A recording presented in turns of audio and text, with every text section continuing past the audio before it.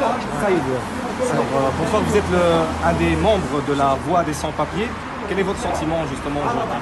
Ouais, c'est vraiment choquant parce qu'on a une délégation à l'intérieur et à la fin on était vraiment inspiré d'avoir une négociation un peu relax, un peu comment on dit, qui peuvent y aller vers les solutions. Le problème c'est qu'on a trouvé vraiment les dirigeants qui sont à l'intérieur bien prêts à des réponses claires pour ne faire fichier, comme on dit, de dire non, la proposition de loi, ça ne nous intéresse pas, il n'est pas clair pour nous, et nous, on est avec l'ancienne procédure, ça veut dire la régularisation à base de 9 bis. Ils ne voulaient pas même nous écouter quand on a commencé à montrer vraiment où est le chèque de 9 bis, ils ne voulaient pas, et là voilà, c'est un peu gênant d'être sur table avec des personnes qui ne prennent pas vraiment les rencontres comme ça au sérieux. Et ça nous dérange bien. Donc le parti CDNV, selon vous, ne vous écoute pas? Ils ont écouté, mais pas vraiment à la manière on avait vraiment aimé, tu vois, de m'écouter, de parler sur nos propositions, discuter sur nos propositions. Là, avoir une c'était vraie pas discussion. ouais, c'est ça, c'était pas le cas. Le cas, c'est que eux, ils viennent avec des réponses qui sont là, qui sont claires. On le savait avant, leurs propositions, etc. Et c'est ça le problème qu'on a vraiment senti là-dessus. Vous vous êtes rassemblés devant le Parti Socialiste, également devant le SPA hier. Donc vous allez continuer à vous rassembler devant tous les autres partis politiques, c'est le cas?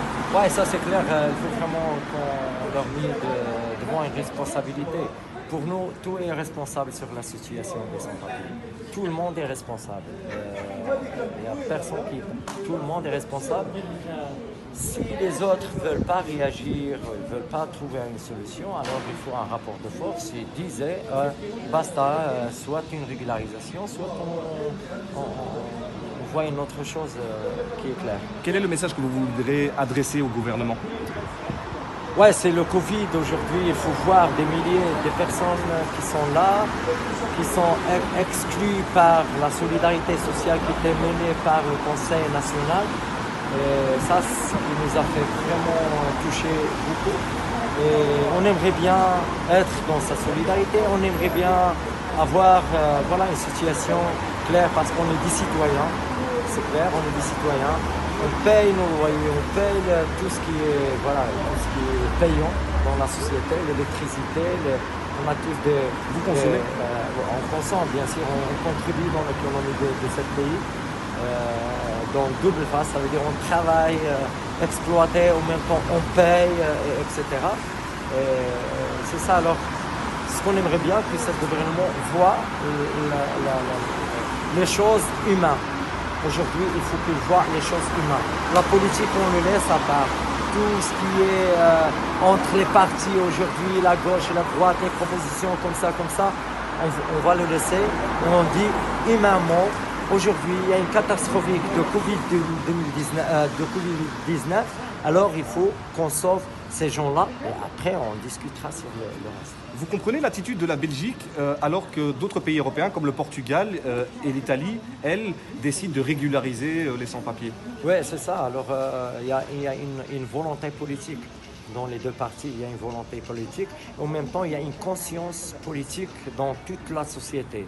Ce qu'on n'a pas trouvé ici en Belgique, il n'y a pas une volonté politique.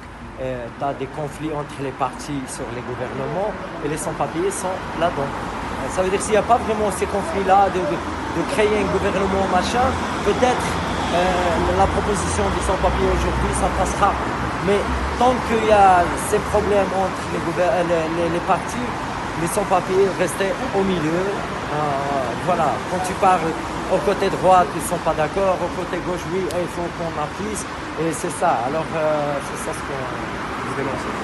Merci beaucoup. Merci et à demain. Merci à vous.